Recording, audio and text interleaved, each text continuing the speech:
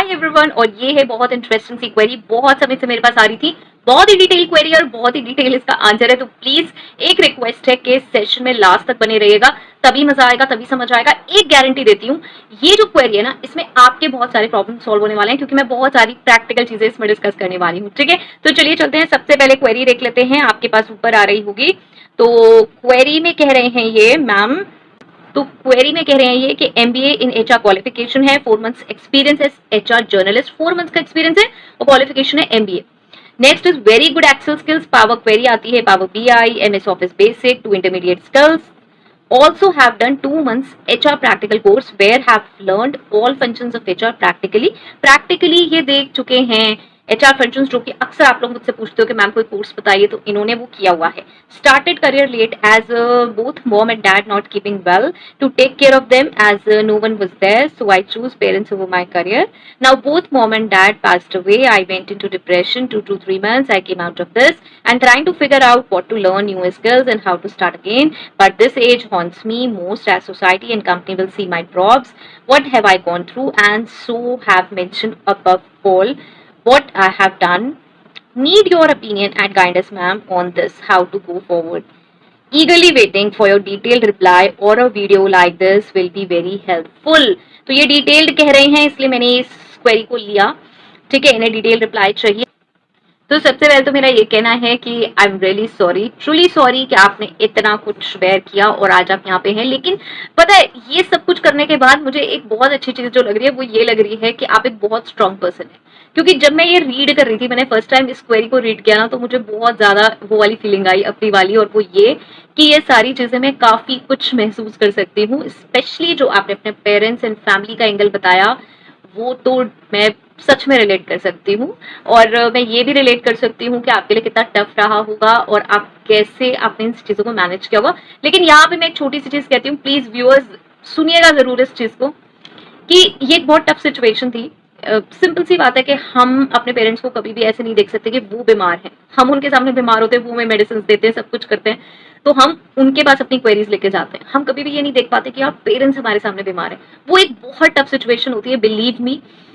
और वो चीजें जो हम कभी सोच भी नहीं सकते, हम वो सब चीजें कर जाते हैं उनके लिए उस समय में। यस, क्योंकि हमें हमेशा लेने की आदत रही है उनसे, और जब उन्हें देना पड़ता है और सोचना पड़ता है कि इनके लिए क्या करना है और सारी चीजें खुद से हैंडल करनी पड़ती है, तो आप बहुत कुछ हैंडल करते हैं। इसीलिए मैं आपसे कह रही हूँ कि आप एक बहुत स्ट्रांग पर्सन हैं। और ये जो आपने मेंशन किया कि आप डिप्रेशन में थे, इसको तो बिल्कुल सोचिए मत कि डिप्रेशन था, क्योंकि आज के टाइम में बहुत सारे लोग डिप्रेशन में हैं जिन्हें ये तक नहीं पता कि वो डिप्रेशन में, और वो सारा काम अपना डेली में करते हैं, रोते हैं और फिर खुश हो जाते हैं, फिर काम करते हैं, और उनकी रूटीन लाइफ ऐसी चलती रहती है। तो डोंट थिंक कि आप डिप्रेशन में थे या ऐसा कुछ था। ठीक है, जो भी पीरियड रहा होगा वो टफ रहा होगा, तो इसको बहुत ज्यादा अपने ऊपर हावी ना होने दें, और इसको कभी भी बहुत ही नेगेटिवली पोर्ट्रे ना करें, स्पेशली इंटरव्यूज में, या फिर आप जब जॉब करेंगे तो अपनी कलीग्स के साथ यहीं से एक प्रण ले लीजिए। अगर आप मेरा वीडियो देख रहे हैं तो इस वीडियो के बाद प्लीज इसको बंद करने के बाद एक काम जरूर करिए, और आप जितने भी लोग सुन रहे हो जो परेशानी में हैं, जो भी ऐसी सिचुएशन में रहा है, जो भी टफ सिचुएशन से निकल के आया है ईयर्स के बाद, प्लीज प्लीज प्लीज एक नोटबुक उठाइए, वहां पे लिखिए कि ऐसी कौन कौन सी चीजें थी उस वक्त जो आपने न्यू करी। जैसे कि आप मेडिसिन लेने जा रहे होंगे, आप डॉक्टर को विजिट कर रहे होंगे, आपने कैब हायर करी होगी, आपने वो चीजें जो इंडिपेंडेंटली करी, ऐसी चीजें आपने उस वक्त बिल्स पे किए होंगे, आपने बहुत सारे घर के काम किए होंगे, वो सारी चीजें मेंशन करी जो आपने फर्स्ट टाइम करी, जिन चीजों ने आपको बहुत स्ट्रांग बनाया। प्लीज उस वक्त जो आप रोते थे या परेशान थे, उस चीज को थोड़ा सा साइड में रखकर वो सारी चीजें लिखिए, नोट डाउन करिए। यू विल फील कि यार मैंने तो इतना कुछ कर लिया। सीरियसली ये सब चीजें मैंने खुद से की है और मुझे फिर कॉन्फिडेंस आया है ये सोचकर कि यार वो टफ सिचुएशन तो निकल गई, लेकिन यार मैंने कितना कुछ हैंडल कर लिया। तो ये जरूर करिएगा, तो आपको बहुत कॉन्फिडेंस फील होगा। ठीक, तो अब ये तो हो गई कुछ जर्नल अपने माइंड थॉट्स को ठीक करने के लिए। अब चलते हैं जो एक्चुअल आपकी क्वेरी है उसको प्रॉपर्ली डिस्कस करते हैं। चलिए, तो स्टार्ट करते हैं आपकी क्वालिफिकेशंस और स्किल्स से, धीरे धीरे चलेंगे सारी चीजों पे। तो क्वालिफिकेशन और स्किल्स में आपने क्या क्या किया है? आपने किया है एमबीए, जो कि बहुत ही सॉलिड फाउंडेशन है एचआर करियर के लिए, पर्टिकुलरली एचआर जर्नलिस्ट रोल्स के लिए, और वो एक्सपोजर देगा आपको वेरियस एचआर फंक्शंस के लिए। तो ये ना सोचें कि बस एमबीए तो मैंने ऐसे ही कर लिया या एमबीए का कोई वैल्यू नहीं रही। उसके बाद आते हैं 4 मंथ्स आपने एचआर जर्नलिस्ट एक्सपीरियंस है आपको। ये मैं कह सकती हूँ हाँ थोड़ा शॉर्ट टर्म है, क्योंकि नॉर्मली 6 मंथ्स को कुछ कंसिडर किया जाता है या 1 ईयर को कुछ कंसिडर किया जाता है, लेकिन री एंटर होने के लिए ये 4 मंथ्स आपके लिए इंपॉर्टेंट है। और आप उसे ऐसे ही हाईलाइट करिए कि मैंने 4 महीने काम किया हुआ है, मैं बिल्कुल फ्रेशर नहीं हूँ, 4 मंथ्स में मैंने ये काम तो किया ही है।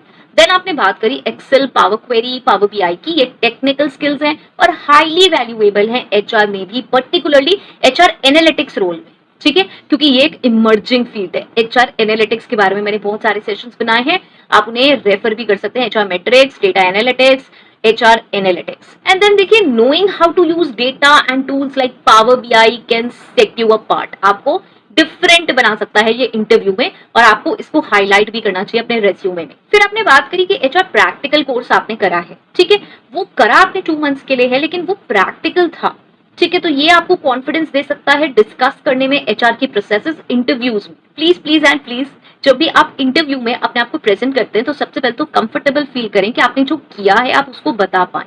सामने जो पर्सन बैठा है वो आपको हायर करने के लिए बैठा है, आपको डीमोरलाइज करने नहीं बैठा। बहुत बार हमें ऐसा लगता है यार ये सामने वाला पर्सन है, पता नहीं मेरी जॉब लगेगी नहीं लगेगी, क्या होगा। अरे नहीं लगेगी तो नहीं लगेगी यार, कोई प्रॉब्लम नहीं है, गारंटी तो वैसे भी नहीं है कि लगेगी, तो क्यों ना अपने आप को जो हम एक्चुअल है वो ट्रू ही पोर्ट्रे करें। बहुत सारे लोग इस चक्कर में कि यार ऐसे करना चाहिए वैसे करना चाहिए, बहुत सारे वीडियोस देख के आते हैं, कॉन्फिडेंट होने के इतने सारे वेज, आंसर करने के इतने सारे वेज। अरे कोई वेज नहीं होते यार, सच बता रही हूं मैं, एक्चुअल जब तक आप अपनी पिक्चर प्रेजेंट नहीं करोगे आपको शायद जॉब मिल जाए, लेकिन जॉब में बहुत ज्यादा प्रॉब्लम आने वाली है, और एक्चुअल प्रॉब्लम जॉब मिलने के बाद ही आनी शुरू होती है।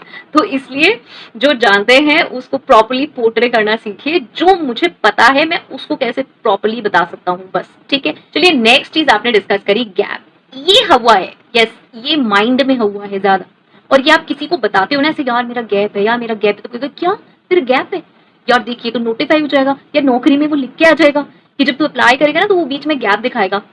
अरे यार मेरा गैप है, I am getting so many calls, तो इससे कोई मतलब नहीं है, बहुत ज्यादा गैप है, मैंने कब जॉब लेफ्ट कर दी फिर जॉब करी, बहुत सारे गैप्स है, इससे कोई मतलब नहीं है। अगर आप विलिंग हैं, आप जॉब करना चाहते हैं, आप जिस प्रोफेशन में जा रहे हो उसकी आपको नॉलेज है, स्किल्स हैं, तो ये सारी चीजें, ये गैप बहुत ज्यादा मैटर नहीं करता। हाँ ये गैप आपको एक जगह प्रॉब्लम करेगा और वो है सैलरी नेगोशिएशन में, क्योंकि वहां पे एचआर आपको ये फंसाएगा कि भाई आपके पास गैप है तो आपको इतने टाइम आपने जॉब नहीं करी, तो भाई चलो सैलरी में थोड़ा नेगोशिएशन कर लो। इसके अलावा आप कहीं नहीं फंसोगे, तो थोड़ा बहुत ऊपर नीचे होगा, वो अगर आप स्टार्ट करोगे करियर तो कहीं ना कहीं कॉम्प्रोमाइज करना पड़ेगा, ठीक है। तो यहाँ पे देखिए सबसे पहले ये एक बहुत ही नॉर्मल सिचुएशन है कि आपके पेरेंट्स सिक थे, आपने उन्हें टाइम दिया, वो भी बहुत इंपॉर्टेंट था, आपने उस लाइफ के फेज से बाहर निकल कर आए, now it's over, don't get worried. इसमें मैं 2 चीजें कहना चाहूंगी, हाईलाइट करें अपनी स्ट्रेंथ्स और रेजिलेंस, फोकस करें कि आपने कैसे पर्सनल चैलेंजेस से आप बाहर निकल के आए as a more stronger person, emphasise करें स्किल्स और लेसन्स पे जो आपने गेन करे हैं, एड्रेस करें अपना gap confidently, honestly. You can say I took some time off to take care of my family and then to focus on my own well-being. Now I'm fully ready to bring my experience and skills back into the workforce. बहुत आसानी से आप ये बात बोल सकते हैं, इसमें कोई प्रॉब्लम नहीं है। सब लोग फैमिली के साथ ही हैं दुनिया में और सबके साथ कोई भी प्रॉब्लम हो सकती है एंड इट्स वेरी नॉर्मल।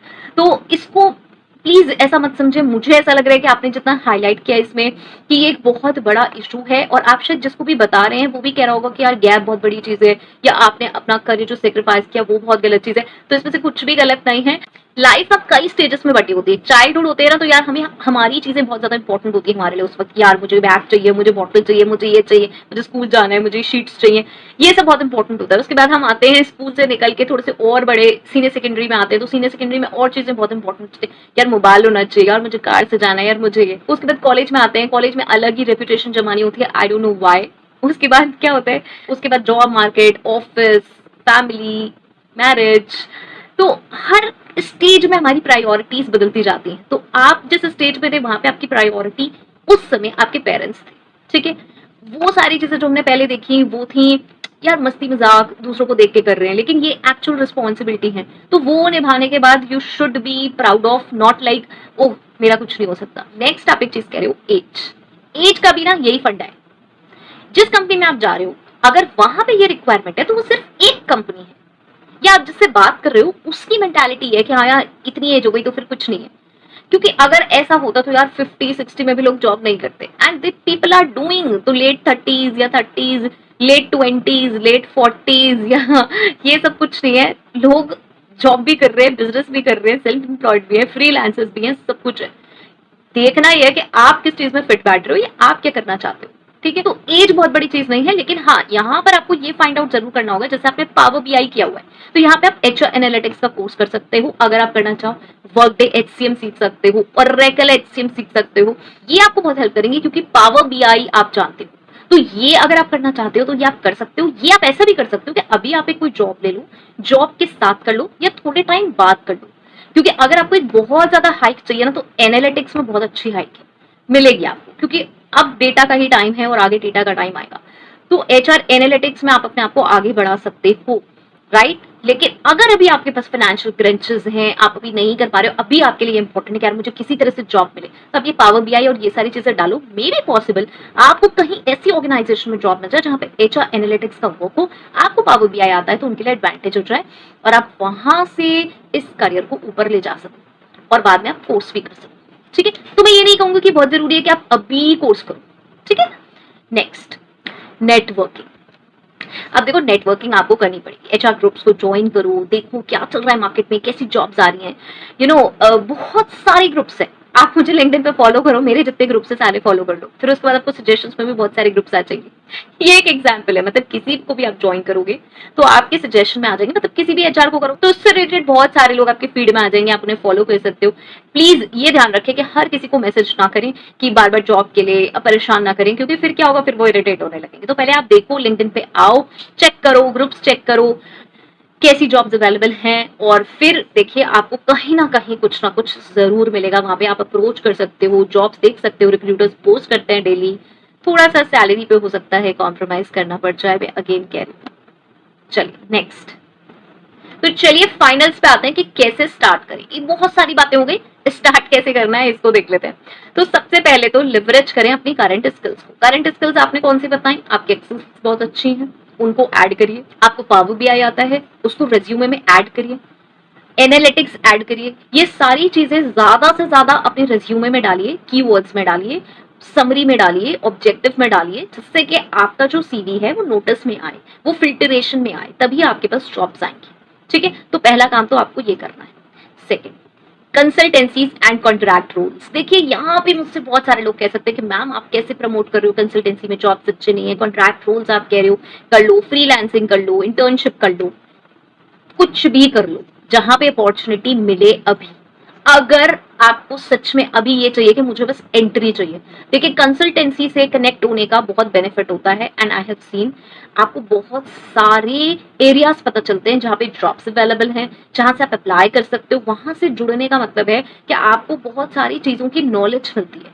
इसलिए मैं कह रही हूँ अगर आपको इंटर्नशिप मिल रही है, आप इंटर्नशिप कर सकते हो कुछ मंथ्स के लिए, क्योंकि आपको स्टार्ट करना है काफी ब्रेक के बाद। शायद आप अगर रेगुलर होते तो मैं इंटर्नशिप के लिए नहीं कहती, लेकिन क्योंकि आप कह रहे हो कि मैं स्टार्ट कर रहा हूं तो इंटर्नशिप अगर मिल रही है तो आप वो कर सकते हो, और अपनी नेक्स्ट जॉब में इसे बता भी सकते हो कि क्योंकि मेरा गैप था दैट्स व्हाई मैंने इंटर्नशिप करी। ठीक है, उसके बाद अगर आपको कोई ट्रेनिंग मिल रहा है, जॉब, कोई ऐसा रोल मिल रहा है जिसमें थोड़ा एक्सपीरियंस कम मांग रहे हैं लेकिन जो आपकी स्किल्स हैं उससे रिलेटेड मांग रहे हैं, तो please go for it. Consultancies को अप्रोच करें, उन्हें बहुत सारे कैंडिडेट्स की जरूरत होती है। कोई कॉन्ट्रैक्ट रोल है तो वो भी आप चेक कर सकते हो, ये स्टार्ट करने के लिए है। क्योंकि अगर आप ये नहीं सोच पा रहे हो कि मुझे अभी क्या करना है, तो आप सारे एरियाज एक्सप्लोर कर लो। ठीक है, third, build your online presence. Important है यार, ये बहुत इंपॉर्टेंट है आज के टाइम में, ऑनलाइन प्रेजेंस बहुत इंपॉर्टेंट है। सोशल मीडिया प्लेटफॉर्म्स पे आपको जाना पड़ेगा। लिंक्डइन को आप यूज कर सकते हैं अगर आप किसी और को यूज नहीं करना चाहते। यस, सिंपल सी बात है कि यूट्यूब पे अगर आपका चैनल है तो ही सही है, इंस्टाग्राम पे पेज पे अगर आप कुछ ऐसी इन्फॉर्मेशन दे सकते हो जो सच में इन्फॉर्मेटरी हो तो सही है, फेसबुक पे भी आप इन्फॉर्मेशन दो तो ही सही है।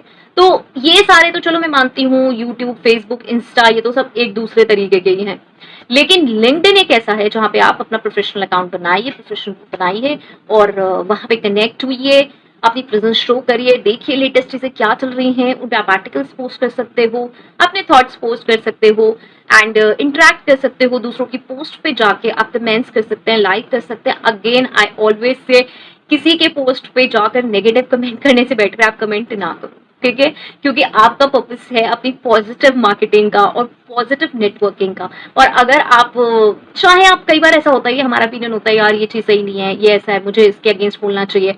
अभी आप देखो थोड़ा, ठीक है, लिंक्डइन पे जब आते हो तो देखो क्या चल रहा है क्या नहीं, उसके बाद धीरे धीरे कनेक्ट करिए, धीरे धीरे कुछ ऐसा पोस्ट करें। मेरी राय यही रहती है कि नेगेटिव लिखने से बेटर है कि आप लिखो मत, ठीक है। तो चलिए, ये तो देखिए आपके ऊपर डिपेंड करता है कि आप क्या फील करते हैं किसी भी पोस्ट को देखकर और किस तरह से रिएक्ट करते हैं, और उसी तरीके से आप फिर कमेंट भी करेंगे, ठीक है। मेरी साइड से ये इतना है। चलिए, बस एक लास्ट चीज है, इसको सुनते जाइएगा, 2-3 मिनट का एक लास्ट नोट है ये। मेंटल वेलबींग बहुत इंपॉर्टेंट चीज है। लाइफ में हम कुछ भी करते हैं ना यार, अपने माइंड से करते हैं, और अगर यही डिस्टर्ब है ना तो बस सब कुछ डिस्टर्ब हो जाएगा। तो इसीलिए डिप्रेशन में ना जाएं, इसीलिए सैड ना हो, इसीलिए ऐसा फील ना करें यार सबकी लाइफ ऐसी है, कंपेयर करना छोड़ दें लोगों को। बहुत बार मुझे भी ऐसी फील आती थी, कई बार ऐसे देख के आती थी यार देखो सेम क्वालिफिकेशन, सेम सब कुछ, यार दूसरे पर्सन की क्या पोजीशन है और यार मैं कहाँ हूँ। लेकिन फिर यार ये लगता है कि देखो वो है, मुझे पता नहीं 24 आवर्स में उसका क्या प्लान है, वो क्या कर रहा है क्या कर रही है, मैं क्यों सोच रही हूँ।